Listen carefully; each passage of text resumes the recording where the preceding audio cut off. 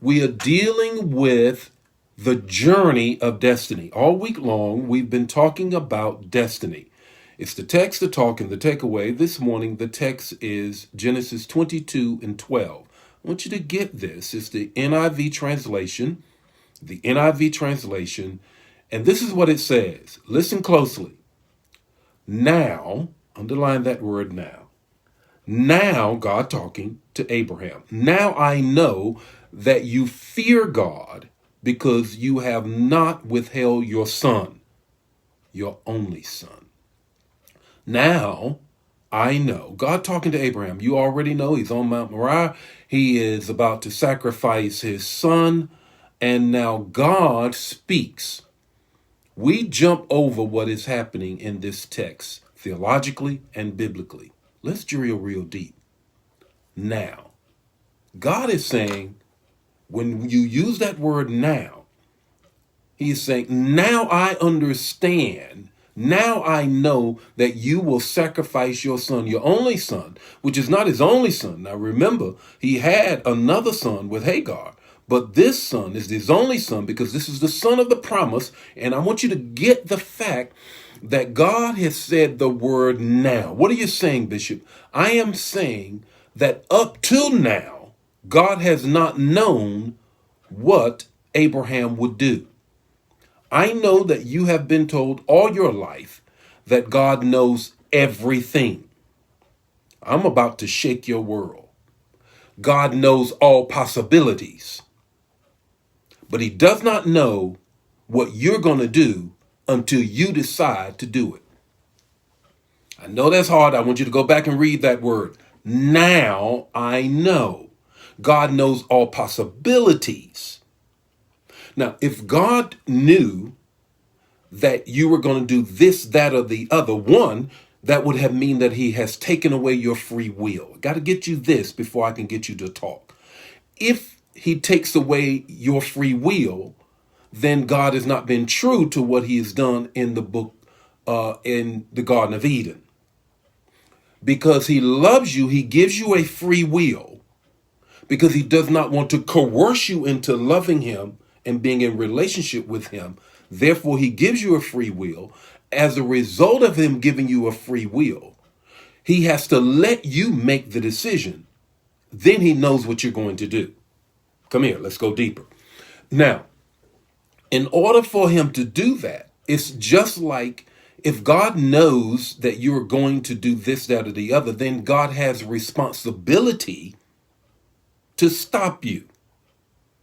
It's like this. When the policeman knows that you are committing a crime, he cannot then let you commit the crime because now he becomes complicit with the crime.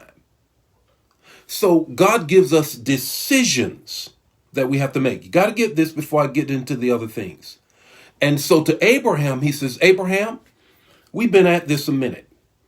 We've been at this a minute, and I don't know what you're going to do until you decide to do it. So when God says, now I know, then the blessings roll out. You have to make a decision so then that God can do the next thing. Here is the three things that I want to share. I got to get that text or the context, and then let's break this thing down further. The first thing you have to understand that the journey you're on is your destiny, and the destiny that you're on is a journey. Abraham is a classic example. The first thing that you got to get is this. Abraham's journey is a destiny of faith. In Genesis 12, 1 through 9, we see that his journey is one of faith because he makes a faith decision to leave his family. He leaves his family, leaves them, and to go to a place that God says, I'm going to show you. Genesis 12, 1 and 9. But listen, it's a journey. Abraham's destiny was a journey of lies. In Genesis 12:10, you know the story. He comes up into Egypt, and the Egyptian Pharaoh says, man, your wife is hot. Abraham says, that's not my wife. That's my sister. But yet God has given him destiny on his life that he's going to be he's going to be blessed beyond measure, more than the stars in the sky, more than the sands on the sea. But yet, this includes faith. It includes him not being honest, telling lies. Here's the third thing I need you to get. The third thing is this: Abraham's destiny was a journey of trust at every turn. He had twists and turns. What do you mean? In Genesis 19, he has to deal with Lot and his unbelieving wife, who turns back, turns to a pillar of salt. They are all caught up into Sodom and Gomorrah. What's your point this morning, Bishop? I want you to get this. Like I said, we're going to drill deep. I hope you got your swimming suit on because we got to go deep. The point is this: God gives us destiny. But the takeaway is destiny is a journey of decisions, not a destination. Every decision you make will determine how you get to the place God is trying to take you. How many of you said, I wish I had done that? As a result of you not doing this, that, or the other, it delayed what God had for you.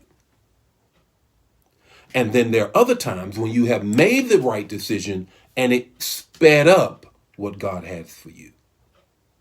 A destiny is a place that I set my navigation system to and I just let it go and we get there. No. I'm telling you right now that your destiny is a journey, and there's going to be decisions that's going to cause you some twists, some turns, some ups, some downs. So relax. Know that God has you. You may not have made all the right decisions every time. You may not have done everything that you thought you could have done or should have done every time. You're on a journey. And if you get caught up into thinking I'm on a destiny alone, you'll begin to look at everybody else and see they've arrived and you haven't. But you've got to determine. Let me say it again. Destiny is a journey of decisions, not a destination. The Lord be with you today. May his face shine upon you and give you peace, and know that God is with you through this. You got to make the right decisions. Share the manna. We're going to drill even deeper on tomorrow about destiny. God bless you. Bye now.